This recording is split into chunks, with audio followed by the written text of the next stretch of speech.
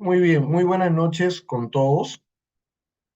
Bueno, para mí, como siempre, un placer poder compartir con ustedes. Tuvimos la oportunidad de trabajar la semana pasada y bueno, deberíamos haber tenido incluso otra clase, lo cual me disculpo, tuve un contratiempo, un tema de salud un poquito fuerte por el cual no pude estar el día viernes, ¿no? Pero estando acá vamos a hacer nuestra clase sobre la ley del procedimiento administrativo general. Bien, entiendo que siendo el curso de preparación a SUNAT, entonces resulta interesante tocar la ley del procedimiento administrativo general desde el punto de vista de aquello que SUNAT administra, ¿no? De aquellos procedimientos que SUNAT requiere, la ley del procedimiento administrativo general. Tomando en consideración que la norma madre que regula el sistema tributario es el Código Tributario, para efectos de algunas áreas, básicamente para recuperación de la deuda, se utiliza mucho la ley del procedimiento administrativo general, ¿no? Dado el tema de los principios, el tema de los procedimientos, que son muy importantes, los procedimientos impugnatorios, que son muy importantes para poder evaluar, ¿no? Entonces, lo que nosotros vamos a hacer en este caso, ¿no? Es básicamente hablar de la ley del procedimiento administrativo general desde el punto de vista de aquellos procedimientos que son necesarios para la administración tributaria. Y en realidad, no solamente para la administración tributaria, sino a nivel general, cuando se habla del sistema administrativo o de la ley general, de la ley del procedimiento administrativo general, tenemos que iniciar hablando sobre cuál es el campo de acción, es decir, a quienes les afecta, quienes están bajo mandato o regulación de la ley del procedimiento administrativo general, así como los principios rectores o los principios que regulan este procedimiento. Bien, vamos a empezar con los siguientes esquemas. Cuando nosotros hablamos de la 27444, debe ser una de las leyes más conocidas en el ámbito jurídico y en el ámbito legal, en realidad, dada la importancia que tiene. Y este tema de importancias es porque para la ley del procedimiento administrativo general, o esta ley será de aplicación para todas las entidades de la administración pública. Pero ojo, diferentes entidades de la administración pública también pueden tener normas especiales siempre y cuando estas normas especiales no contradigan lo dispuesto en la ley del procedimiento administrativo general. Por ejemplo, el Código Tributario regula el ciclo de vida en materia tributaria, ¿no? Además de eso, ¿no? Además de regular el ciclo de vida en materia tributaria, también tiene sus propios criterios, definiciones o conceptos, ¿no? ¿Qué significa esto? Que si bien es cierto, la SUNAT es un órgano que depende del Ministerio de Economía y Finanzas, que por ahí tiene autonomía presupuestal o autonomía económica, entonces también regula sus procedimientos cuando sean determinativos de impuestos. No es lo mismo un procedimiento que sea determinativo de impuestos que algún procedimiento administrativo no determinativo de impuestos. Clásico ejemplo lo podemos ver en los sistemas administrativos del IGB, mientras que las percepciones y retenciones, al tener una aplicación directa que no es a elección del contribuyente, en la determinación del IGB, eh, todos sus procedimientos se regulan por el Código Tributario. Tú puedes solicitar devolución, puedes solicitar compensación, puedes reclamarla, puedes declararlo. Pero cuando hablamos nosotros de las detracciones, o también conocido como SPOT, ¿no? Del sistema de pago de obligaciones tributarias con el gobierno central, este sistema de detracciones no es determinativa de impuestos, porque las detracciones te quitan de tu pago y va directamente a la cuenta intangible que tiene el contribuyente.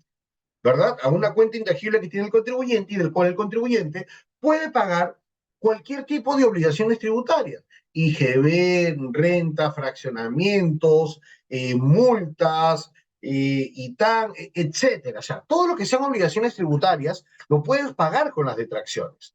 Pero eso quiere decir que eso no es determinativo de impuesto. Tú determinas tu impuesto y a partir de la determinación del impuesto puedes utilizarlas para poder hacer tus pagos.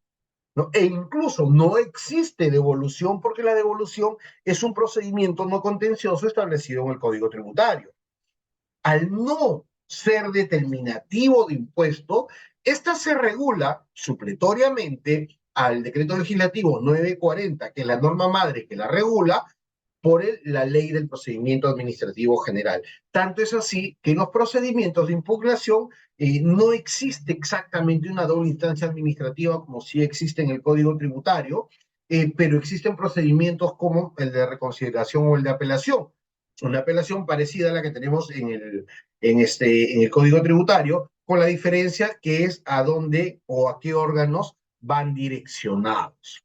Entonces, para los fines de la aplicación de esta ley, cuando se habla de entidades de la administración pública, tenemos al Poder Ejecutivo, incluyendo ministerios y organismos públicos. Desde el punto de vista de la institución a dónde van a postular ustedes, quiere decir que incluye el Ministerio de Economía y Finanzas y esta a su vez a sus órganos adscritos como la SUNAT o el Tribunal Fiscal.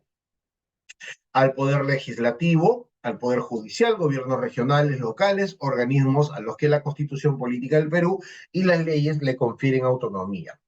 Ojo, la ley del procedimiento administrativo general no requiere que se hable de tributos, ¿no? Cuando nosotros hablamos de tributos y la división tripartita, que lo deben haber revisado o lo van a revisar el Código Tributario, en el sistema tributario peruano,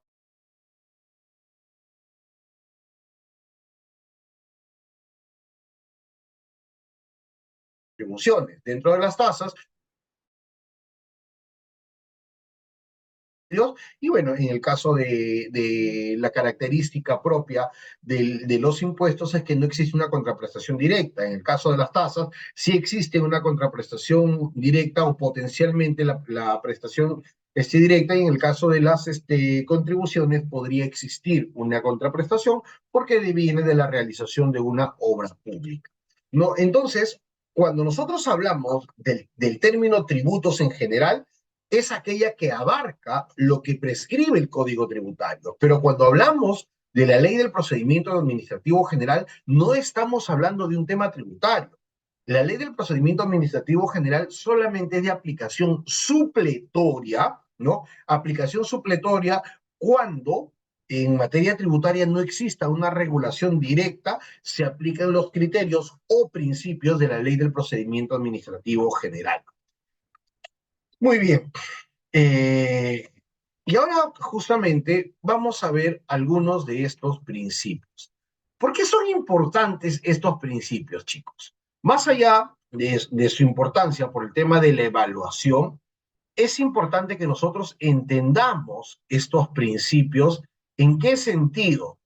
En que esos principios van a permitir que nosotros podamos aplicar de manera correcta los criterios a utilizar en el desarrollo de las instituciones públicas. Repito, instituciones públicas que se encuentran reguladas por la ley 27444, que es básicamente lo que hemos conversado hace un momento, órganos del Poder Ejecutivo, incluyendo ministerios, órganos del Legislativo, Poder Judicial, gobiernos regionales, nacionales o locales, ¿no? Todas estas abarcan a esta ley 27444. Muy bien, tenemos como primer principio el principio de legalidad. El principio de legalidad es un principio que se encuentra presente en todo el quehacer jurídico. No existe, no existe nada regulado en un país, en un Estado de Derecho, que no aplique el principio de legalidad. ¿Por qué? Si no existiera el principio de legalidad, toda la reglamentación no sería necesario que se encuentre en el derecho positivo. El derecho positivo es el que manejamos en el Perú, por ejemplo, y en el cual todas las leyes tienen que estar dentro de un cuerpo normativo. No, todas las leyes tienen que estar dentro de un cuerpo normativo. ¿Por qué? Porque si no se encuentran dentro de un cuerpo normativo, quiere decir que esa norma no está positivizada. Y si no está positivizada, no cumple con el principio de legalidad. Y el principio de legalidad es un principio que lo encontramos dentro de la Constitución Política del Perú, que si nosotros lo queremos ver desde el punto de vista de la realización del marco tributario, lo encontramos en el artículo 74 de la Constitución Política del Perú, ¿no? Y así como en el tema tributario, también lo encontramos en toda la aplicación del sistema peruano. ¿Por qué? Ampliamente existen dos clases de sistemas jurídicos, ¿no? El sistema jurídico positivo y el sistema jurídico consuetudinario. El sistema jurídico consuetudinario es un sistema que se aplica en determinados países, ¿no? En Latinoamérica, en todos los países de la región, no existe un derecho consuetudinario que normalmente deviene del derecho anglosajón. Y eso quiere decir que Inglaterra, por ejemplo, que Gran Bretaña, por ejemplo, tienen ese famoso derecho consuetudinario. En cambio, en el Perú no. Y esto se debe o soporta esta oportunidad de tener el derecho positivo al principio de legalidad. Este principio de legalidad menciona que las autoridades administrativas deben actuar con respeto a la Constitución, a la ley y al derecho, ¿no? Dentro de las facultades que le están atribuidas y de acuerdo con los fines para los cuales le fueron conferidas, ¿no? ¿Qué más? El principio del debido procedimiento es un principio que básicamente lo que hace es salvaguardar, ¿no? Cuidar, salvaguardar, cuidar que todos, ¿no? Todos los procedimientos se hagan acorde a la ley. Si nosotros estamos en un procedimiento de control de la deuda o cobranza coactiva, ¿no? Ese procedimiento tiene que ser de acuerdo a la ley o el reglamento que señale el comportamiento del funcionario público respecto a ello. No pueden irse más allá ni menos de lo que establece la norma, porque eso sería no cumplir con el debido procedimiento. Los administrados gozan de todos los derechos y garantías inherentes al debido procedimiento administrativo. Eso quiere decir que si no se cumple con este procedimiento administrativo, podrían recaer en causales de nulidad. Y las causales de nulidad, como lo dice la 27444, retrotrae todos sus efectos, dado que existe un acto ineficaz. Al existir un acto ineficaz, nada surte efectos para adelante, ¿no? Estas garantías que tiene el contribuyente comprenden el derecho a exponer argumentos, a ofrecer y producir medios probatorios o medios de pruebas, a obtener una decisión motivada, situaciones que en la materia tributaria se dan. El Código Tributario establece cuáles son las pruebas permitidas en la materia tributaria, ¿no? Los documentos, las pericias, etcétera, son documentos, son situaciones permitidas como medios probatorios. Si no te admitieran eso como medio probatorio, salvo que lo presentes fuera del plazo establecido por la ley, entonces eso estaría mal. Asimismo, cuando te habla de una decisión motivada y fundada en el derecho, significa que la administración pública tiene que decirte cuáles han sido los motivos, los criterios, las normas y procedimientos por el cual su decisión es fundada, infundada, admisible, inadmisible, improcedente o procedente. No puede haber una inmotivación. Incluso de la doctrina, ¿no? Dentro de la doctrina se maneja las formas de motivación que incluso constitucionalmente han sido tocados, ¿no? Cuando se hablaba de la motivación aparente, de la motivación incongruente o de la ausencia de motivación o del vicio en las motivaciones. Es decir, no te pueden poner cualquier cosa para resolver una determinada situación distinta a ella. todo, todo tiene que ser de acuerdo a lo que la norma les dice, de acuerdo a lo que la norma les ha permitido establecer. ¿Ok? Luego tenemos también el principio de impulso de oficio. El principio de impulso de oficio, como el principio de celeridad, lo que tratan de hacer es que todos los procedimientos sean más amigables y, por tanto, puedan tener un tiempo de demora menor.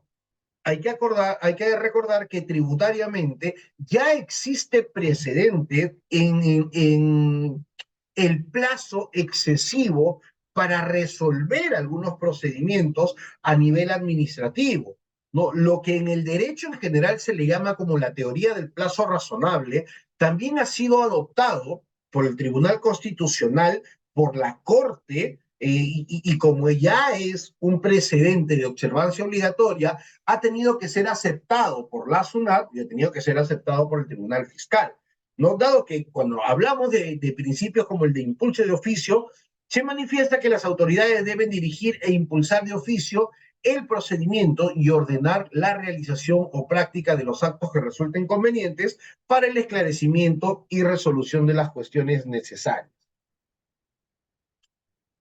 Este principio de impulso de oficio, viéndolo desde el punto de vista de los procedimientos tributarios, si yo me imagino un procedimiento de fiscalización, así como el impulso de oficio, también tenemos el principio de verdad material. Principio de verdad material que también es regulado por la ley 27444. El principio de razonabilidad, que está relacionado directamente en las situaciones generadoras de sanciones o de la conducta que tiene la administración para con el administrado, por el cual no se puede lesionar el hecho principal sobre un hecho accesorio. Y en materia tributaria, pues, a ver, nos imaginamos una persona que vende productos de Avon, de Bell, y lo califican como comisionista y de manera totalmente errada lo ponen con el régimen NIPE tributario o el régimen general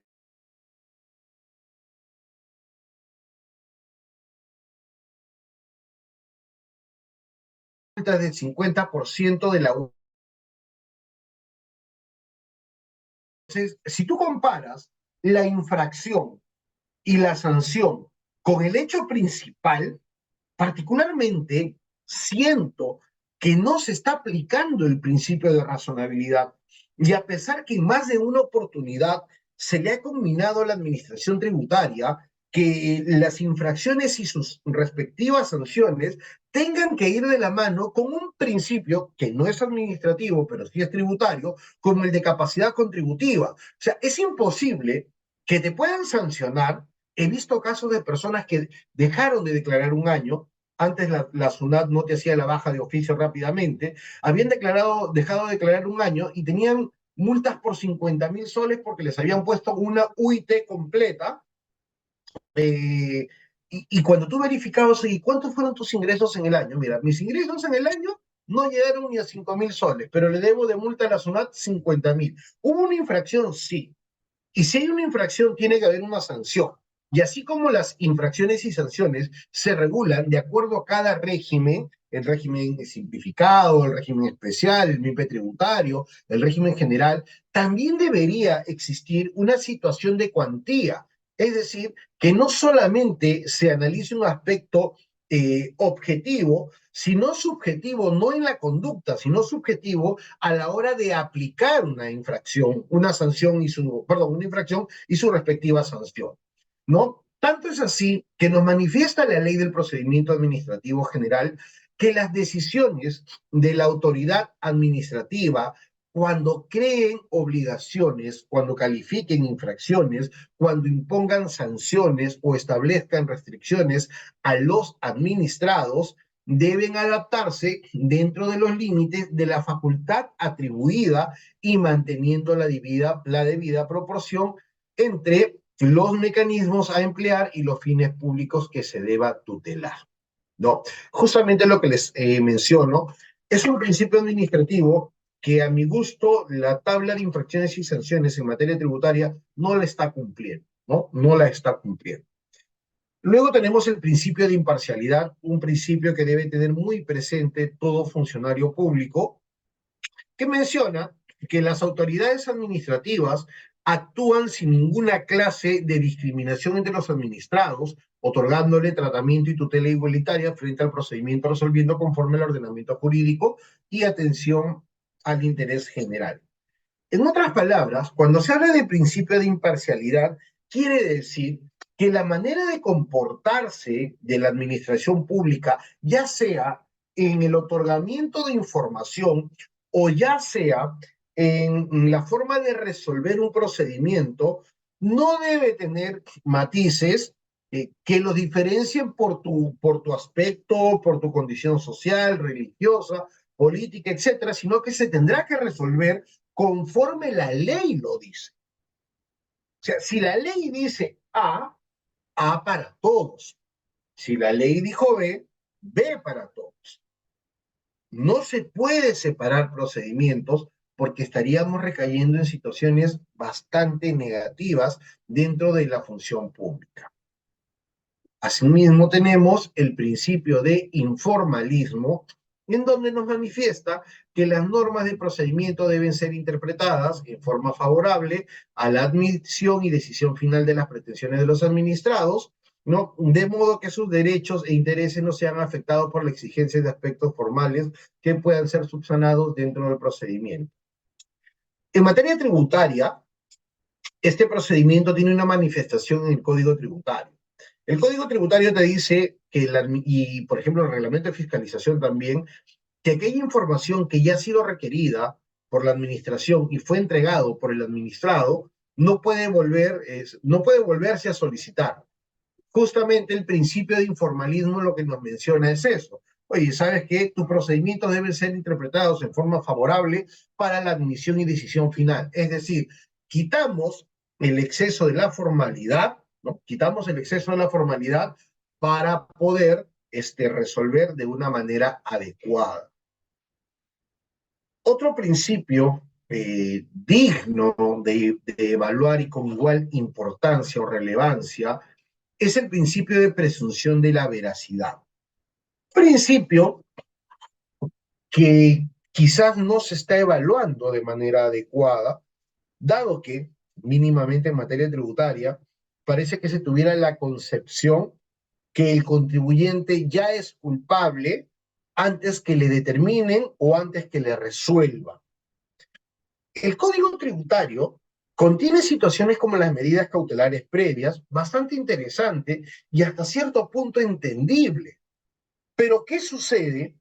Que existen algunas condiciones para la aplicación de la medida cautelar previa que me parece que es un exceso.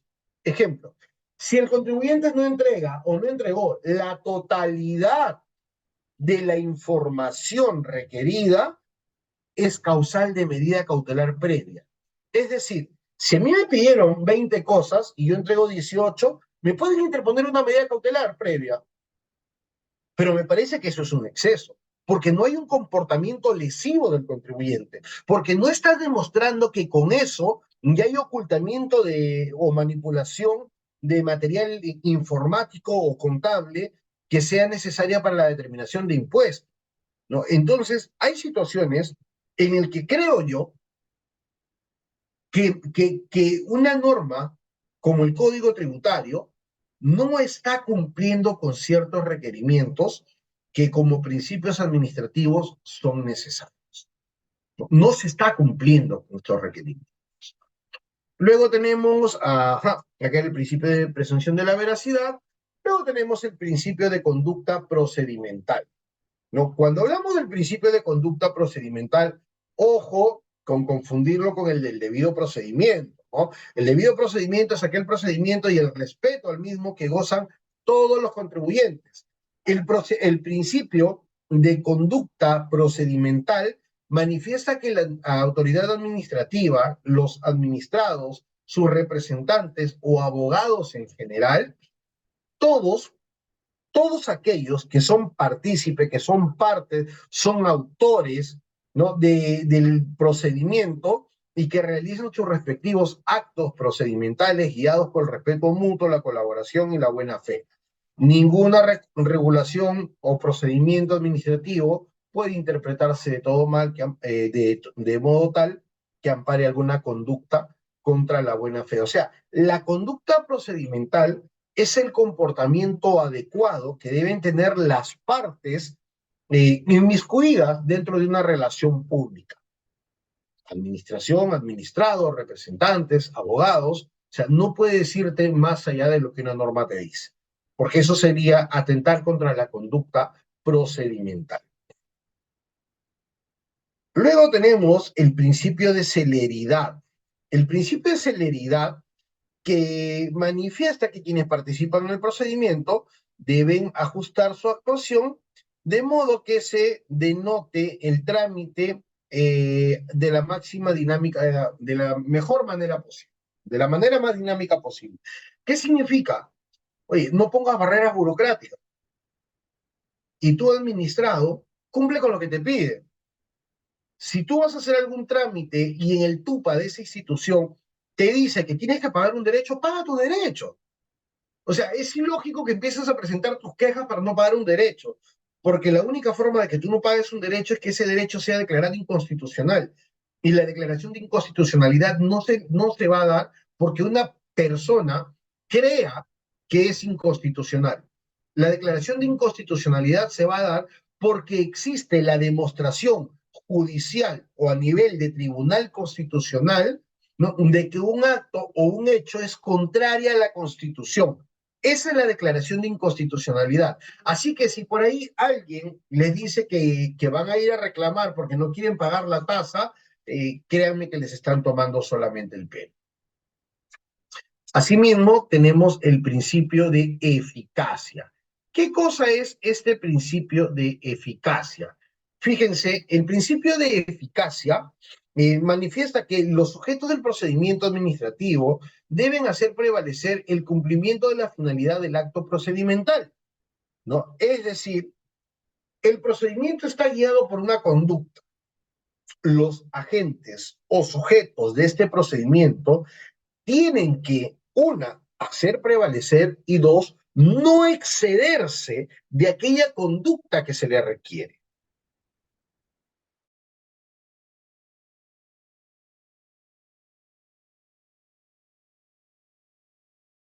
Finalidad de acto de, ¿no? Luego tenemos que sobre aquellos formalismos cuya relación, no. En todos los supuestos de aplicación de este principio de eficacia, la finalidad del acto que se privilegie sobre las formalidades no esenciales deberán ajustarse al marco normativo vigente. Principio de verdad material. Principio bastante llamado, un principio al cual se suele acudir en procedimientos tributarios. ¿Por qué? Porque la verdad material, así como el principio de informalidad que te dice, oye, no te excedas en las formas, en el caso del principio de verdad material, lo que hace es decirle a la administración tributaria, o bueno, en este caso administración tributaria, pero a la administración pública en general, que estás obligado a realizar ciertas conductas necesarias, ¿no? Ciertas conductas necesarias ¿para qué? Conductas necesarias para que se puedan motivar decisiones y para que se tenga seguridad de decisiones. En este procedimiento de verdad material, la autoridad administrativa competente debe verificar plenamente los hechos que sirven de motivo para sus decisiones. Es por eso que cuando se habla del principio de la debida motivación o principio de motivación, es que se está tratando a nivel constitucional y judicial, se hace la distinción de la motivación aparente de los vicios de la motivación. ¿Por qué? Porque si la administración no hizo los actos necesarios para que su conducta o su resolución sea debidamente motivada, querría decir que estamos ante una motivación aparente o incongruente, ¿no? Eso es lo que se manifiesta respecto al principio de verdad material. Asimismo, en el caso de los procedimientos trilaterales. ¿No? Los procedimientos trilaterales de la autoridad administrativa es donde existen dos administrados que van a impugnar o con un derecho parecido en contra de la administración pública, ¿no? Esto se le llaman procedimientos trilaterales. Luego tenemos el principio de participación. En el principio de participación, las entidades deben brindar las condiciones necesarias a todos los administrados para acceder a la información que administre, ¿no? Salvo algunas excepciones que ahorita vamos a ver. Sin expresión de causa, salvo aquellas que afectan la intimidad personal, vinculadas a la seguridad nacional o las que expresamente sean excluidas por ley, ¿no? Y extender las posibilidades de participación de los administrados y sus representantes en las decisiones públicas que le puedan afectar. Recuerden que existe una ley de transparencia y acceso a la información pública, porque uno de los preceptos legales más difundidos, más tocados, es el que toda información pública o toda información es de carácter público. Pero en materia tributaria, en contraposición a este principio de participación, existe el principio de reserva tributaria. ¿Qué cosa es la reserva tributaria? La reserva tributaria es una excepción a la publicidad de la información. Toda aquella información que haya sido entregada por un contribuyente a la hora de determinar su impuesto es de carácter reservado. Entonces, en la información propia de la determinación de la materia tributaria, no podemos nosotros agenciarnos y decir muy libremente, oiga, ¿sabes qué? Se necesita, perdón, no necesito motivarte y yo quiero saber cuánto ha declarado Edith en su renta anual. No puedo hacerlo, ¿por qué? Porque el artículo 85 del Código Tributario es una excepción a esa publicidad de la información, ¿no? Y esa excepción lo que ha hecho es manifestar, ¿no? Lo que ha hecho es manifestar que solamente por mandato judicial o por mandato y pedido del fiscal de la Nación se puede levantar la reserva tributaria. Solamente en esos casos se puede levantar la reserva tributaria. De no estar en alguno de estos procedimientos, no te van a dar esa información. Y si un funcionario entrega esa información o difunde esa información, está faltando a su reglamento ético y asimismo está faltando a la ley del procedimiento administrativo general y al Código Tributario. Otro principio de la ley del procedimiento administrativo general es el principio de simplicidad, ¿no? Los trámites establecidos por autoridad administrativa deberán ser sencillos, debiendo eliminarse toda complejidad innecesaria. Es decir, los requisitos deberán ser racionales y proporcionales a los fines que se persigue cumplir. Todo esto, en realidad, de ese principio, no hay mucho que decir. En realidad trata tal como dice su nombre, de simplicidad, que todos los actos sean sencillos. Mientras menos complejo, mejor, que son las tendencias que a nivel mundial y a nivel moderno se manejan, ¿no? La simplicidad de todos los procedimientos. Luego tenemos el principio de uniformidad. La autoridad administrativa deberá establecer requisitos similares para trámites similares, garantizando que las excepciones a los principios generales no se hayan convertido en regla general. Toda diferenciación deberá basarse en criterios objetivos, debidamente sustentados, debidamente motivados, para mantener el principio de imparcialidad junto con el principio de uniformidad, ¿no? El principio de imparcialidad te dice que todos los actos administrativos deben resolverse en función de la situación objetiva y no de una situación subjetiva. El principio de uniformidad te dice, oye, para todos igual.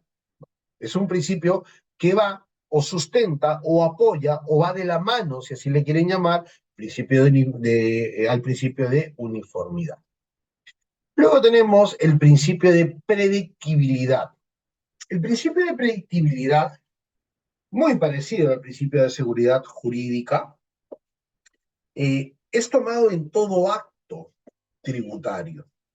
La predictibilidad trata de brindar a todos los administrados información veraz, completa, confiable y de manera previa en cada uno de los procedimientos. La predictibilidad es aquello que, como la seguridad jurídica, manifiestes ex ante a lo que quiero manifestar o a dónde quiero recurrir.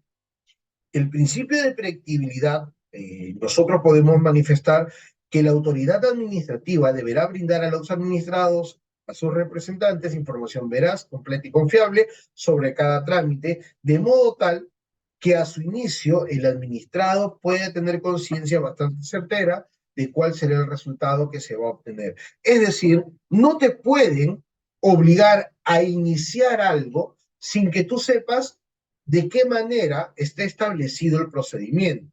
Esa es la predictibilidad, ¿no? Es decir, saber antes de. Luego tenemos algunos de estos principios que han ido apareciendo de manera posterior o que se han ido insertando de manera posterior a la ley del procedimiento administrativo general. En ese caso tenemos al famoso principio de el privilegio de controles posteriores. En la materia tributaria, para quienes estén en recuperación de la deuda o control de la deuda, no solamente van a haber procedimientos de cobranza o de recuperación de la deuda, sino también van a haber procedimientos en el cual van a tener que analizar y entregar dinero, ya sea a manera de devolución o aprobar libre disposición de fondos de detracción, con todo lo especial que se ha vuelto estos procedimientos, ¿no? Entonces, la ley del procedimiento administrativo general te manifiesta que más allá de una primera decisión, existe la posibilidad de poder fiscalizar o controlar de manera posterior, ¿no? La tramitación de los procedimientos administrativos se sustentará en la aplicación de la fiscalización posterior, reservándose la autoridad administrativa, el derecho a comprobar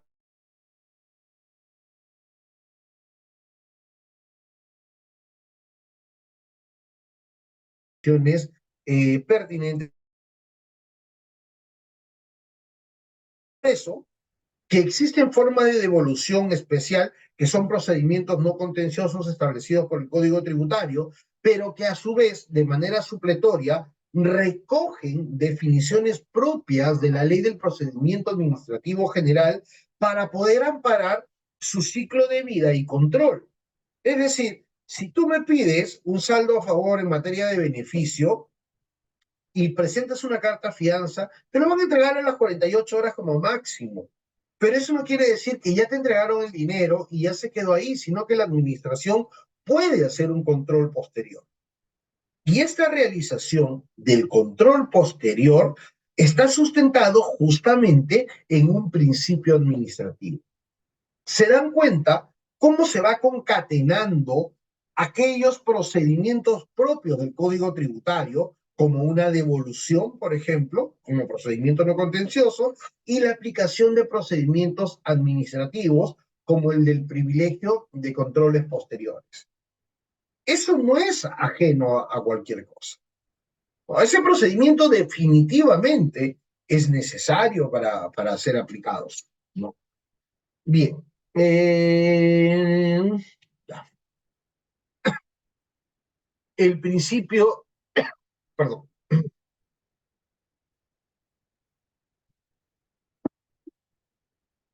el principio del ejercicio legítimo del poder. Principio que debemos tener siempre, siempre en consideración. ¿Por qué? Porque lamentablemente la administración pública está llena de muchas definiciones, criterios y comportamientos burocráticos. que es aquello que se debe intentar prescindir. Y a mí me parece adecuado que, por ejemplo, en un procedimiento como este, ¿no? En un procedimiento como este, se esté, hablo del procedimiento de selección para el personal que va a ser funcionario nacional, se esté recapitulando la ley del procedimiento administrativo general. Es lo mínimo que se debe hacer, ¿no? Es lo mínimo que se debe hacer, dada la importancia que existe para el desarrollo del funcionario público. Este principio del ejercicio legítimo del poder nos manifiesta que la autoridad administrativa ejerce única y exclusivamente las competencias atribuidas para la finalidad prevista en las normas que le otorgan facultades o potestades, evitándose el abuso del poder. Es decir, no te excedes de lo que tus facultades te permiten. No debes excederte de lo que tus facultades te permiten, ¿no? Evitando, bien sea para objetos distintos de los establecidas en las disposiciones generales o en contra del interés general. Luego tenemos el principio de responsabilidad. La autoridad administrativa está obligada a responder por los daños ocasionados contra los administrados como consecuencia del mal funcionamiento de la actividad administrativa, conforme a lo establecido en la presente ley. En más de una oportunidad he escuchado algunas situaciones que tienen un sustento bastante interesante al decir que no se aplica este principio de responsabilidad. ¿Por qué? Veamos. En un procedimiento eh, contencioso de devolución, te aplican una tasa de interés que recién ahora está siendo modificado, ¿no? Antes te aplicaban una tasa de interés con los intereses bajísimos y te lo devolvía. En contraparte, el contribuyente que no pagaba, tasa de interés moratorio. Bien. Si a un contribuyente le hacen un reparo en materia tributaria, el contribuyente tiene que pagarle a un abogado, ¿no? Y los abogados cobramos de acuerdo a porcentajes y de acuerdo al monto que defendemos. Es decir, cuando nos sale un procedimiento bien establecido, se cobra, bueno, vamos a ponerle 10%. Imagínense un procedimiento de impugnación de 1.000.000 de soles, 100.000 soles, ¿ya? Eh, Llegó a últimas instancias y el contribuyente ganó. La pregunta es, ¿el contribuyente realmente ganó? O sea, ¿el contribuyente realmente ganó? Al contribuyente le querían hacer pagar una deuda de 1.000.000 de soles. Contrató su abogado y el abogado defendió la causa y dijo, oye, ¿sabes que no corresponde pagar los 100.000 soles? Se fueron a todas las instancias administrativas, incluso a las judiciales, y terminó ganando el procedimiento. No paga el 1.000.000 de soles, sí, pues, pero le tuvo que pagar 100.000 soles al abogado. Responsabilidad, un tema muy debatible. No le digo que deba ser así, ¿ya? Pero es un tema muy debatible. La administración tributaria se acoge a la situación de la creación del riesgo en aras de una fiscalización a un contribuyente.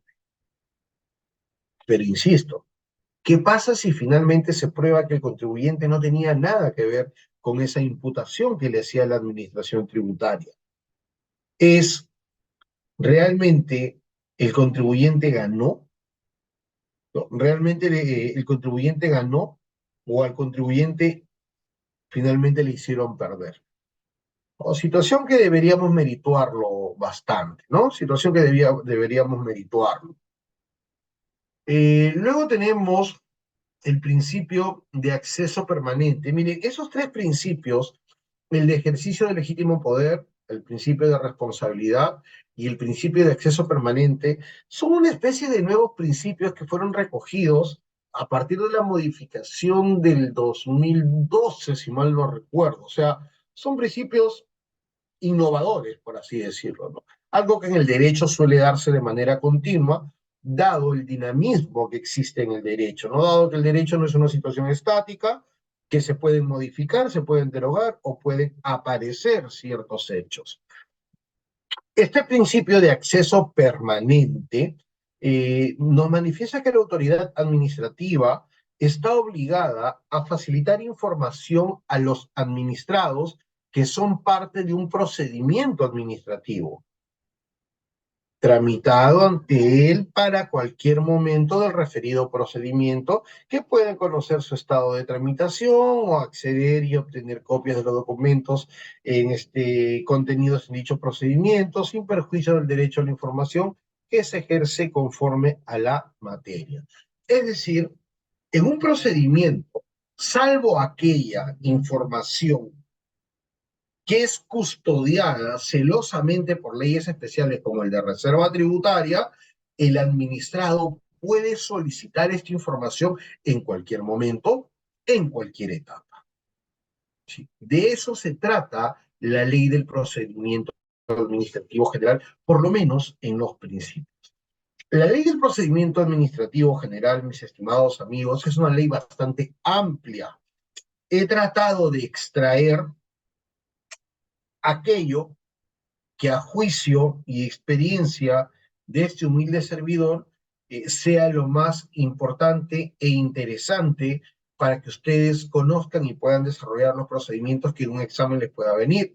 Aún así, de todas maneras, revisen partes de actos administrativos, formas de notificación, que también la tienen en el Código Tributario, pero que está en la Ley del Procedimiento Administrativo General, ¿no? En mi caso, he tratado de ver el tema de los principios y empezar y terminar con el tema de las fuentes de los procedimientos administrativos y con los recursos impugnatorios. Entonces, dado que tenemos 1 hora y media nada más de sesión, bueno, ya nos queda 40 minutos aproximadamente y quiero resolver algunos ejercicios junto con ustedes. Entonces, vamos a ver lo siguiente. Son fuentes del procedimiento administrativo las disposiciones constitucionales. La Constitución es fuente y madre del derecho en sí. ¿Ya? La Constitución es fuente y madre del derecho en sí. Toda norma tiene que ser acorde a situaciones constitucionales. Todo aquello contrario a situaciones constitucionales no son normas. ¿Ok? Luego tenemos los tratados y convenios internacionales incorporados por el ordenamiento jurídico. Todos los tratados que son refrendados, publicados,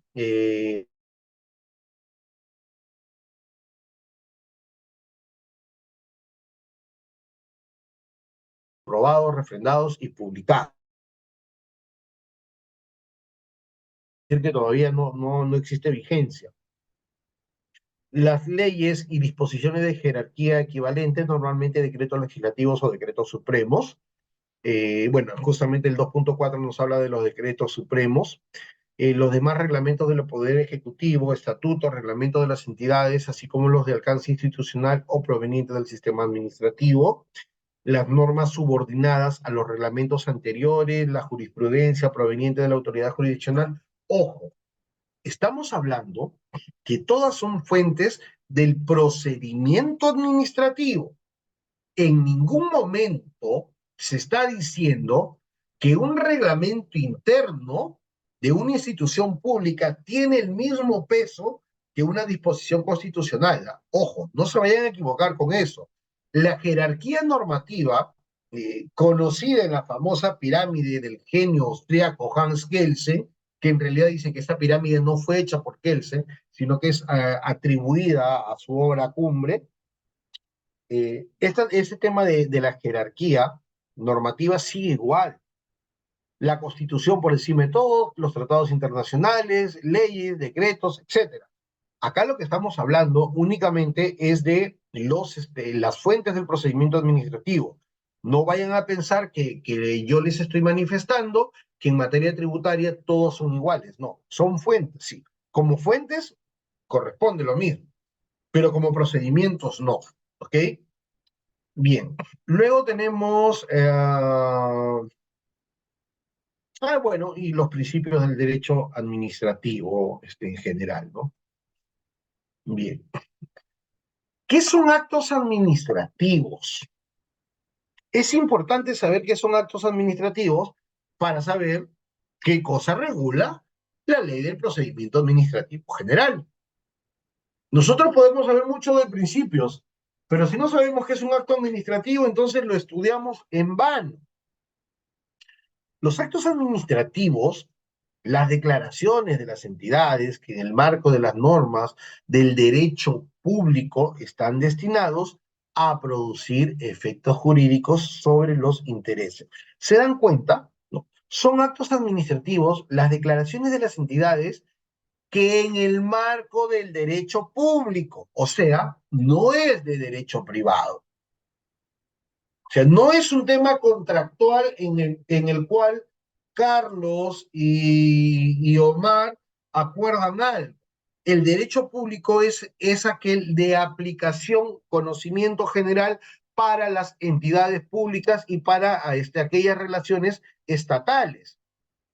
Y acá nos habla justamente de las declaraciones de las entidades que en el marco del derecho público están destinadas a producir efectos sobre los intereses, obligaciones o derechos de los administrados dentro de una situación concreta.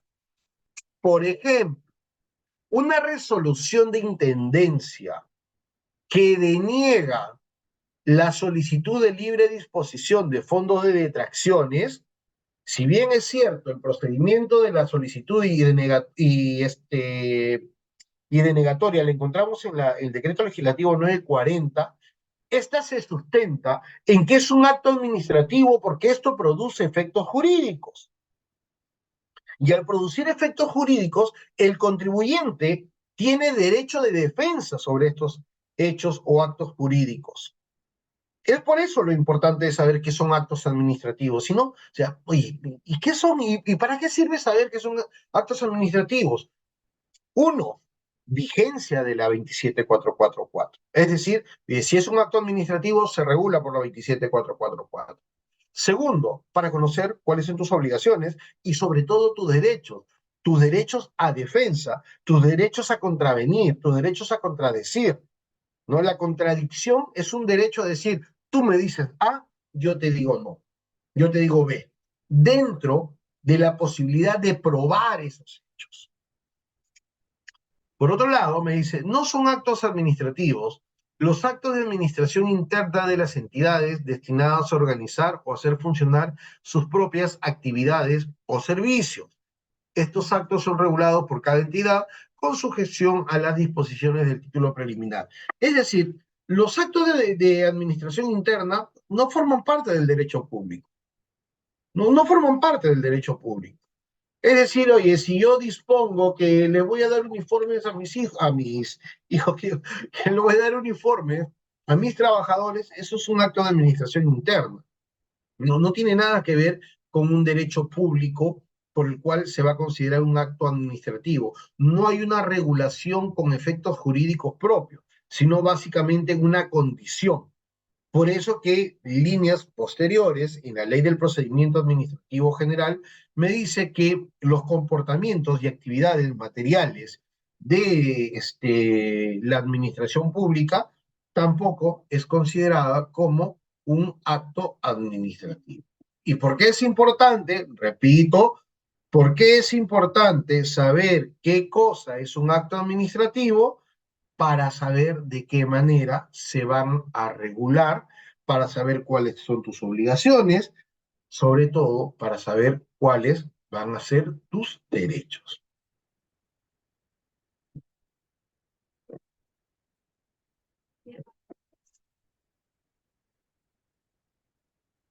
¿Cuáles son las modalidades del acto administrativo? Cuando una ley lo autorice, la autoridad, mediante decisión expresa, puede someter al acto administrativo a condición, término o modo que siempre dichos elementos incorporables del acto sean compatibles con el ordenamiento legal. Una modalidad accesoria no puede ser aplicada con el fin perseguido por el acto administrativo. Y acá vienen requisitos de la validez de los actos administrativos. ¿Cuáles son los requisitos para que un acto administrativo sea válido? La competencia, el objeto o contenido, la finalidad pública, la motivación y el procedimiento regular. De repente no vamos a tener tiempo en este momento para ir punto por punto, pero recuerden, competencia tiene que ver con que el órgano sea competente. No te habla de una competencia de un torneo entre dos partes, ¿no? La competencia en este caso es que el órgano sea competente para poder realizar o validar este acto administrativo. El objeto contenido tiene que ver con parte de la motivación, que lo vamos a ver en adelante, pero este objeto contenido tiene que señalarte cuál es el hecho del por qué se está dando este acto administrativo. La finalidad pública, básicamente porque si es una finalidad privada, no se encuentra bajo los efectos de la ley 27444, sino que estaría bajo otro tipo de efectos, que sería de el derecho privado. El deber de motivación, que es el acto administrativo, que debe estar debidamente motivado. Hemos hablado bastante de esto y de la posición que tiene tanto el Poder Judicial como el Tribunal Constitucional respecto a la debida motivación o la motivación aparente o la motivación congruente o los vicios de la motivación. El procedimiento regular, que antes de su emisión deba ser conformado, deba ser verificado si está cumpliendo con el debido procedimiento. Si no cumple con el debido procedimiento, ese procedimiento recae en ineficaz. Y la ineficacia quiere decir que todos los efectos que ha estado buscando la administración pública se caerían al no ser o al no corresponder a los hechos y actos administrativos conforme corresponde a la norma o lo que dice la ley 27444.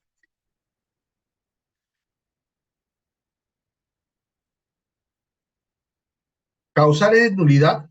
Para que existan causales de nulidad, es decir, para que sus efectos sean ineficaces, tiene que haber un vicio, ¿no? Y el vicio, el primer vicio, y planteado en toda situación jurídico-legal, es que una norma o un acto o un hecho o un procedimiento contravenga la Constitución o las leyes o las normas reglamentarias. Las leyes y normas reglamentarias cumplen con el principio de legalidad, ¿no? Entonces, si cumple con el principio de legalidad, el contravenir estas leyes o normas reglamentarias y obviamente la Constitución hace que recaiga en una situación de nulidad.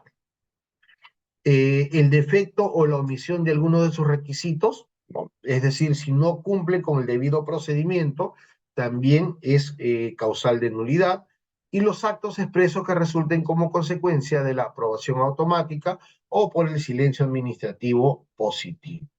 En el caso de la materia tributaria, cuando se habla del silencio administrativo, no aplica el positivo sino el negativo, no la presunción de que si no te han resuelto en el plazo establecido por la norma es porque existe una denegatoria tácita. Luego tenemos los actos administrativos que sean constitutivos de infracción penal o que se dicten como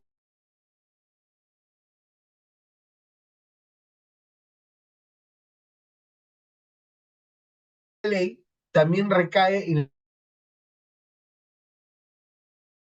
nulidad de los actos administrativos. Recuerden, chicos, que en estos momentos estamos evaluando los actos administrativos. Primero hemos ido con los principios, luego con las fuentes, luego con el acto administrativo y en este momento estamos culminando con las causales de nulidad de los actos administrativos. Una vez culminada estas causales de nulidad de los actos administrativos, tenemos los procedimientos al cual uno va a acudir, un administrado va a acudir para reivindicar su derecho. Si yo quiero reivindicar mi derecho es porque yo siento que ese derecho que yo tengo ha sido menoscabado o ha sido vulnerado. Y ha sido vulnerado cuando se actúa de manera contraria a la ley 27444. Bien, ¿de qué manera me defiendo? A través de los recursos administrativos. Y estos recursos administrativos son el recurso de reconsideración, y el recurso de apelación. Anteriormente se consideraba también como un recurso administrativo al de revisión.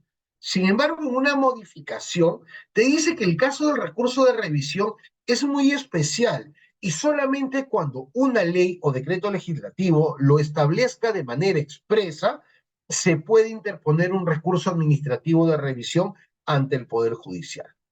De lo contrario, recurso de reconsideración o recurso de apelación. Y este recurso de apelación del cual estamos hablando no es el recurso de apelación de la doble instancia administrativo-tributaria que la revisa el Tribunal Fiscal. No, este es un recurso de apelación propio de la 27444.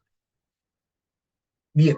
Ah, parte importante, el término para la interposición de los recursos es de 15 días perentorios y ese es el plazo para que interpongas. Y el plazo para que resuelvan, 30 días hábiles, ¿no? Salvo en el recurso de reconsideración que se resuelve en 15 días hábiles, siempre y cuando no se necesite hacer verificación o la necesidad de contener una nueva prueba. Bien, el recurso de reconsideración se interpondrá ante el mismo órgano, ¿no? No es una primera instancia administrativa, sino es una instancia facultativa que se va a interponer siempre que exista una nueva prueba. Eso es lo que me dice la 27444. Oye, el recurso de reconsideración solamente en primera instancia y cuando exista nueva prueba. Este recurso, como les mencionaba, es opcional y si no lo interpones o si no quieres interponerlo, eso no te prohíbe acudir al recurso de apelación. ¿Ya? Eso no te prohíbe acudir al recurso de apelación. Luego tenemos el recurso de apelación que se interpondrá cuando la impugnación se sustente en una diferente interpretación, es decir, el órgano resolutor te dijo tal cosa y tú crees que es diferente, por tanto acudes a un órgano superior jerárquico para poder reivindicar este derecho tuyo, ¿ya? Y el recurso de revisión, como ya les había mencionado, es una situación muy excepcional y es ante una tercera instancia de competencia nacional si las dos instancias anteriores fueron resueltas por autoridades que no son de competencia nacional, es decir, de autoridades administrativas. Los actos administrativos que agotan la vía podrán ser impugnados ante el Poder Judicial. Cuando se agota la vía previa, quiere decir que acaba el procedimiento administrativo. Y ante la culminación del procedimiento administrativo, cabe la posibilidad de poder interponer demanda contenciosa administrativa ante el Poder Judicial en sus diferentes instancias, ¿no? Ahora, ¿qué actos agotan la vía administrativa? El acto respecto del cual no procede legalmente la impugnación ante una autoridad, el acto expedido o el silencio administrativo, el acto expedido, el silencio administrativo con motivo de la interposición de un recurso de revisión, el acto que declara de oficio la nulidad o revoca los actos administrativos, todos estos actos, ¿no? O los actos administrativos de tribunales o consejos administrativos, todos estos no tienen el peso de cosa juzgada, sino de cosa consentida, siempre y cuando acabe el plazo previsto en el reglamento que regula la ley de la acción contenciosa administrativa ante el Poder Judicial. Bien, con esto, chicos, dada el tiempo que tenemos, como les decía, he intentado rescatar la parte más álgida que suele utilizarse en el área donde van a postular, ¿no? Y a partir de ello, también he preparado algunas preguntas para poder resolverlas, ¿no? Normalmente, estas preguntas para poder resolverlas, pues yo le doy un tiempo y dado el tiempo, empiezo a pedirle sus respuestas y después de ello yo empiezo a ajustar, ¿no? Ahora lo vamos a cambiar. ¿Ya? Vamos a tener es un balotario de 13 preguntas nada más. Se lo voy a poner y juntos la vamos a ir resolviendo, ¿no? Para poder terminar a tiempo. Me permiten, voy a bajar esta información para poder entregársela.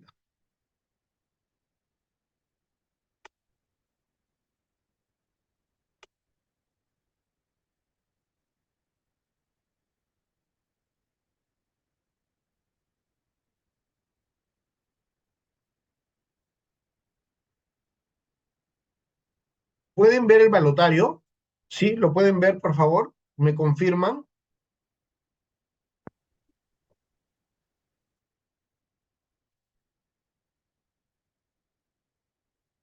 Muy bien, Jessica, muchísimas gracias. Sí se puede ver. Entonces, vamos a empezar, ¿no? Permítanme. Vamos a empezar con la primera pregunta para poder, para poder ir respondiendo. La primera pregunta, bastante básica. Permítanme, creo que hay algunas. Bien. Son principios de la ley 27444, el de legalidad, el de imparcialidad. A ver, el principio de legalidad sí es, el de imparcialidad también es, el de parcialidad no, la sede es verdad, no, la sede es mentira, muy bien. La respuesta sería la letra E.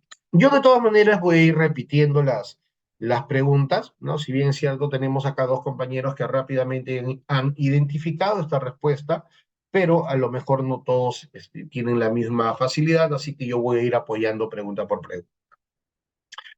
Las normas, esta es una definición, ¿no? Que dice, las normas del procedimiento deben ser interpretadas de manera favorable a la admisión y decisión final de las pretensiones de los administrados. Principio de celeridad, podría ser, podría confundir un poco.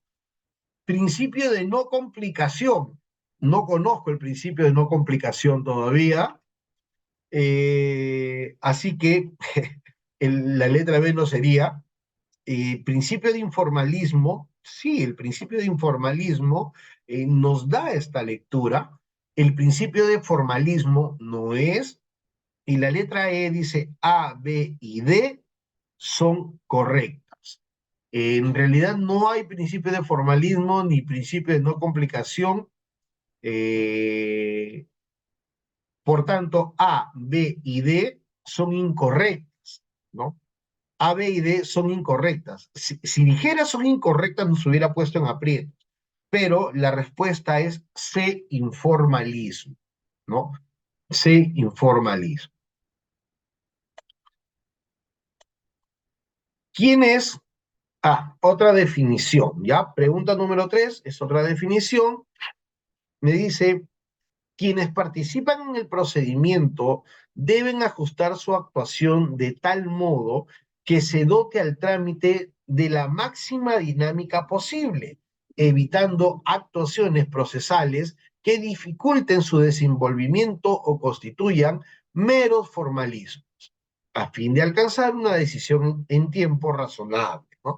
Tiene que ver, ¿no? Tiene que ver rápido, si te dicen con tiempo razonable, tiene que ver con una situación que te permita que se desarrolle.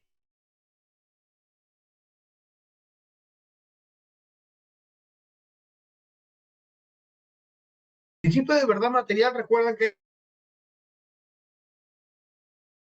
a realizar actos para poder llegar a la verdad de los hechos. Va. Principio de no confiscatoriedad. El principio de no confiscatoriedad es un principio constitucional tributario o límite de la potestad tributaria del Estado. No tiene que ver con la 27444. Principio de publicidad. No tiene que ver esto. El principio de publicidad no guarda relación con ello. Principio de celeridad, sí, pues el principio de celeridad y el principio de formalismo, que tampoco tiene que ver con la respuesta. No, la respuesta sería la D. Muy bien, veo que se están sumando más compañeros a resolver sus preguntas, ¿no? Vamos a subir 3 preguntas más, me permiten, por favor. Ajá. Bueno, solamente podemos 2 por el momento, por un tema de tamaño.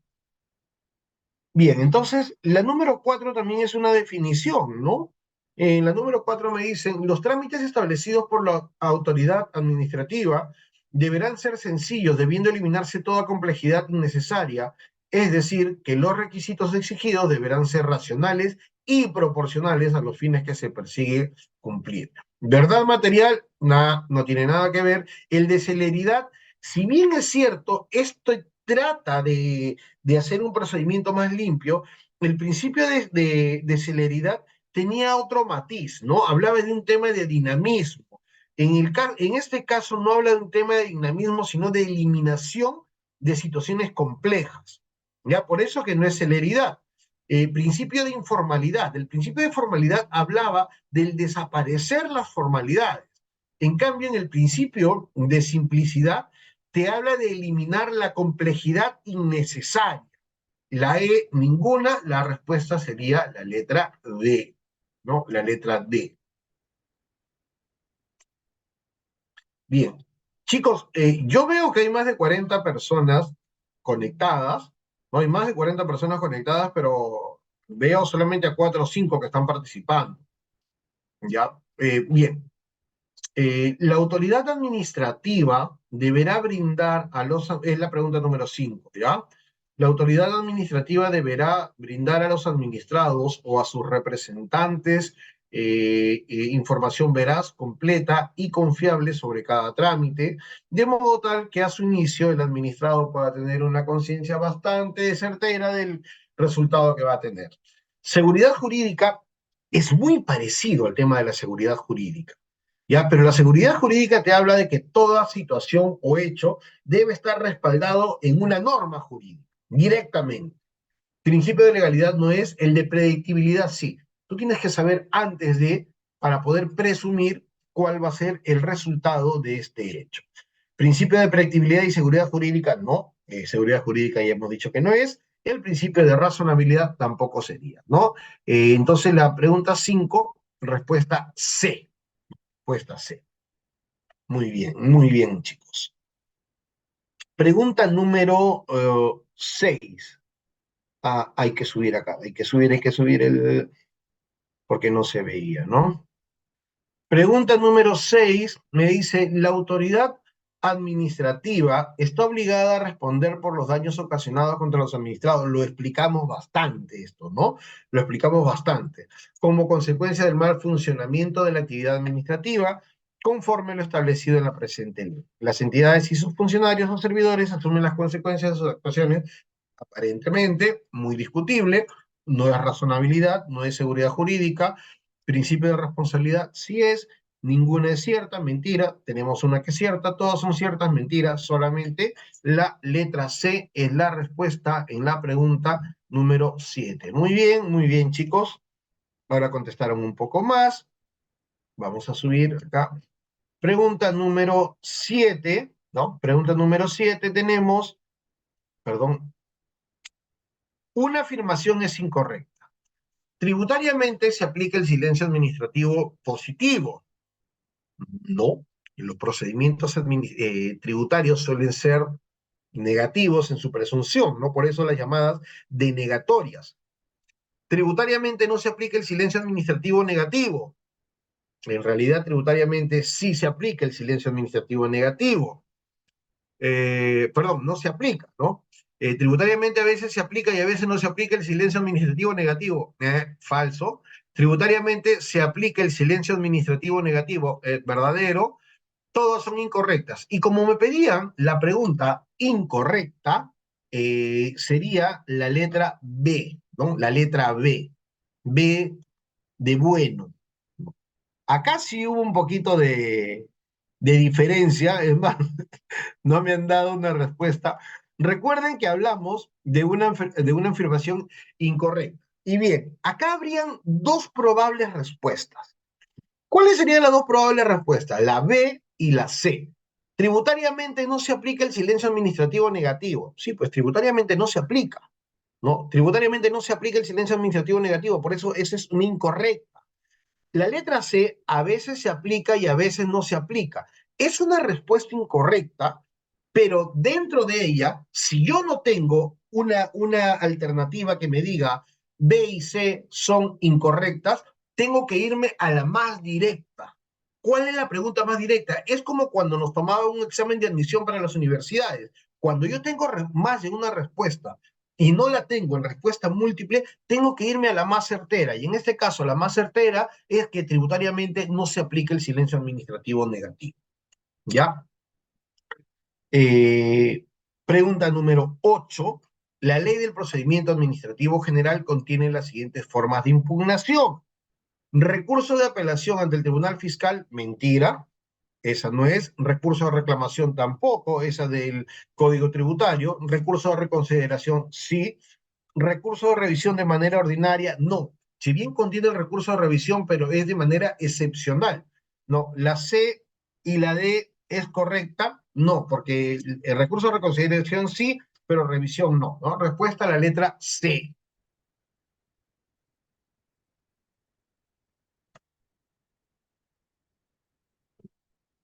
Sí, claro. Regresamos a la 7.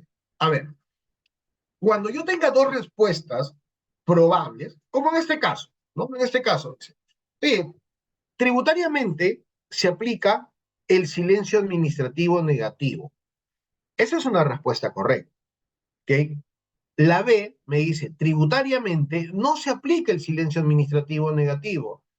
En realidad, se aplica el silencio administrativo negativo porque te deniega. Si tú presentas un recurso, una solicitud de devolución y pasan los 45 días, automáticamente tú las asumes como una denegatoria ficta, ¿no? Pregunta aparentemente correcta, ¿no? O mejor dicho, la respuesta que tendría que ser. La C también te dice, oye, tributariamente a veces se aplica y a veces no se aplica el silencio administrativo negativo. En realidad no es que se aplique a veces y a veces sí o a veces no, sino que simplemente no se aplica ahora. Profesor, pero entonces estas dos aparentemente serían la respuesta y no tengo ninguna que me diga B y C es correcta. Ándate a la respuesta más correcta de las dos. Tributariamente a veces se aplica, no, en realidad nunca se aplica. Y a veces no se aplica, no, a veces no, no, sino que nunca se aplica. Entonces, si nosotros vemos que existe la palabra a veces, que es ambigua, y tengo una respuesta directa como que tributariamente no se aplica el silencio administrativo, y esa es una respuesta incorrecta, y recuerda la premisa que dice, una afirmación es incorrecta, la respuesta es por eso la B y no la C. Claro, claro, es que dice, una afirmación es incorrecta. ¿Ya? Una afirmación es incorrecta. Tributariamente se aplica el silencio administrativo positivo. No se aplica. No. Ah, ya. Tienes Entonces esa razón. es incorrecta Acá también, hay profesor. un no que se ha obviado en la respuesta A. Tienes razón, chicos. Voy a corregir en la A, debería existir un no, ¿no? En la respuesta A debería existir un no. Y sí, en realidad la respuesta va a ser la B, pero se la voy a mandar corregida porque en la premisa A se omitió poner el no. Tributariamente no se aplica el silencio administrativo positivo. Entonces, ahí viene esa respuesta, ¿no? Mejor dicho, esta pregunta hay que pasarla, ¿ya? Esta pregunta hay que pasarla porque ha habido un error de mi parte a la hora de redactar. Ha habido un error de mi parte a la hora de redactar, por eso que no había respuesta, ¿sí? Bueno, la 8 la vimos que era reconsideración. Vámonos por la 9.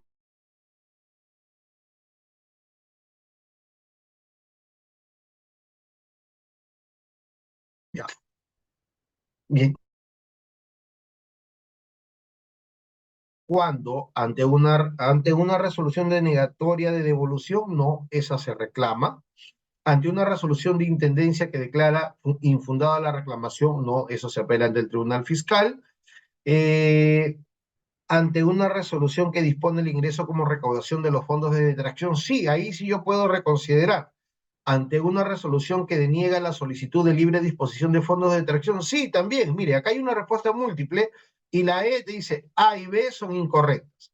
Esa es la respuesta, porque A y B es incorrecta y C y D son correctas. La respuesta de la 9 es la letra E, ¿ya? La respuesta de la 9 es la letra E.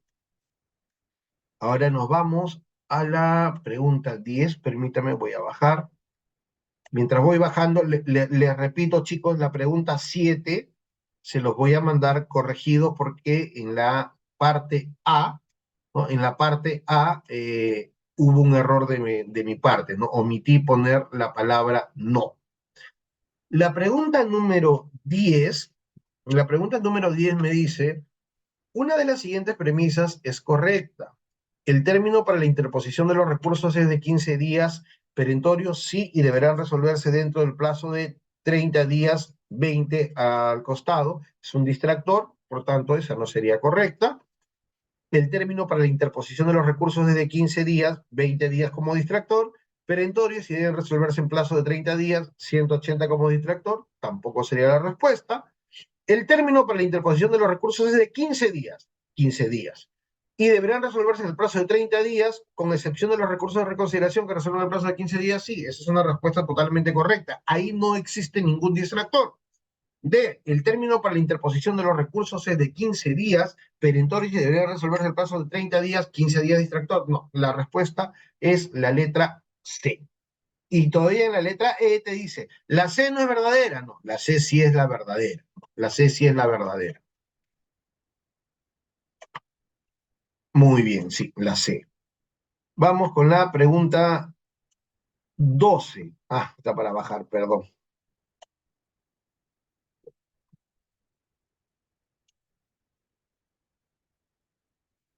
No, pregunta 11 creo que es. Sí, ¿no? Pregunta 11. Sobre el recurso de reconsideración. El recurso de reconsideración se interpondrá cuando la impugnación se sustente en diferente interpretación de las pruebas producidas o cuando se trate de cuestiones de puro derecho, debiendo dirigirse a la misma autoridad que expidió el acto que se impugna para que se eleve a lo actuado al superior jerárquico. Sí, interesante, puede ser. Eh, pero dice, la premisa es el recurso de reconsideración, acá te dicen el recurso de apelación. Por tanto, lo desterramos porque la premisa es reconsideración y en la respuesta A te hablan de la apelación, ¿no? La vamos quitando. La B, recurso de apelación se interpondrá ante el Tribunal Fiscal. El recurso de apelación se interpone ante el Tribunal Fiscal, pero en este caso nos pregunta sobre reconsideración, así que también la desechamos. El recurso de reconsideración se interpondrá ante el mismo órgano que dictó el primer acto, que es materia de la impugnación y deberá sustentarse en una nueva prueba, totalmente cierto. Este recurso es opcional y su no interposición no impide el ejercicio del recurso de apelación, totalmente cierto. La E te dice que C y D son correctas. Respuesta 11, la E, ¿no? Respuesta 11, la E. Por ahí hay algunos que han puesto la C es correcta, pero la D también. Y la E te dice que la C y la D son correctas. Tengan cuidado con eso. Cuando vean una respuesta correcta, no la marquen de frente. Sigan leyendo porque puede haber respuestas múltiples. Sobre el recurso de apelación, obviamente estamos hablando de la apelación de la ley 27444, ¿no? En este caso, cuando hablamos de la apelación de la 24444, dice, se requiere haber culminado la etapa de reconsideración, no es necesario que hayas culminado la etapa de reconsideración, es doble instancia, por tanto es la última instancia administrativa, es la última instancia administrativa, pero no es de doble instancia, puede ser instancia única porque si quieres no presentas el recurso de reconsideración. Se tramita ante el Poder Judicial, mentira, se tramita ante un órgano superior jerárquico, se tramita ante un órgano administrativo colegiado, ¿no? Se interpone ante el superior jerárquico, todas son incorrectas, esa es la respuesta, todas son incorrectas. Y finalmente, la pregunta 13 sobre el recurso de revisión. Es un recurso administrativo, es un recurso administrativo extraordinario, ¿ya? Entonces hay que dejarla ahí como que probablemente puede ser como que no, dependiendo de cómo nos vayan las otras preguntas. ¿Es un recurso ordinario? No, es un recurso extraordinario. ¿Es un recurso extraordinario? Dice la C. Sí, es un recurso extraordinario. No existe el recurso de revisión. En realidad sí existe el recurso de revisión, pero es extraordinario. Y la E me dice la B y D son incorrectas. Exacto. La B y la D son incorrectas porque es un recurso administrativo extraordinario. La A y la C me dice que es un recurso extraordinario. Sí, es cierto. En cambio, cuando te dicen que es un recurso ordinario, no, no es ordinario, es extraordinario.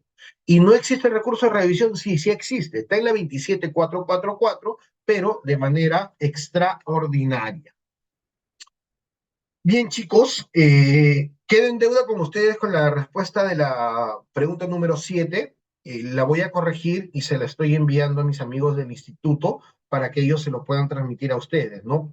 No entendía por qué no quedaba clara la respuesta, hasta que uno de sus compañeros me habló de la pregunta A, de la respuesta A, y me di cuenta que había omitido un no.